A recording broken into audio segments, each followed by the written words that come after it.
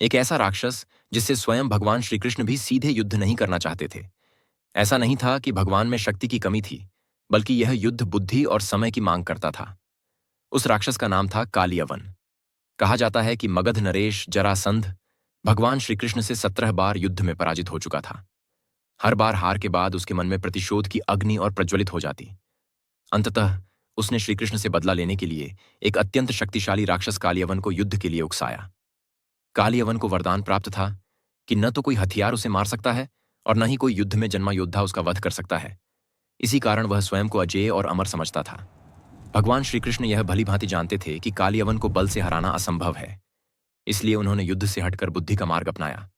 रणभूमि में जब कालियवन आगे बढ़ा तो श्री कृष्ण उससे युद्ध न करके वहां से चल दिए।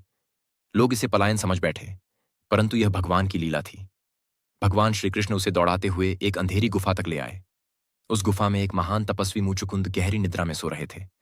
उनके तप का वरदान था कि जो भी उनकी नींद में विघ्न डालेगा वह उनकी दृष्टि से भस्म हो जाएगा। श्री कृष्ण ने अपना पीतांबर उतारकर मुचुकुंद के शरीर पर रख दिया और स्वयं एक कोने में छिप गए। जब कालियवन गुफा में पहुंचा तो उसने मुचुकुंद को ही श्री कृष्ण समझ लिया और उन्हें लात मार दी। जैसे ही मुचुकुंद की आंखें खुलीं, उनकी दृष्टि पड़ते ही कालियवन जलकर भस्म हो गया। इस प्रकार बिना युद्ध के भगवान श्री कृष्ण ने अधर्म का अंत किया। बोलो नारायण नारायण।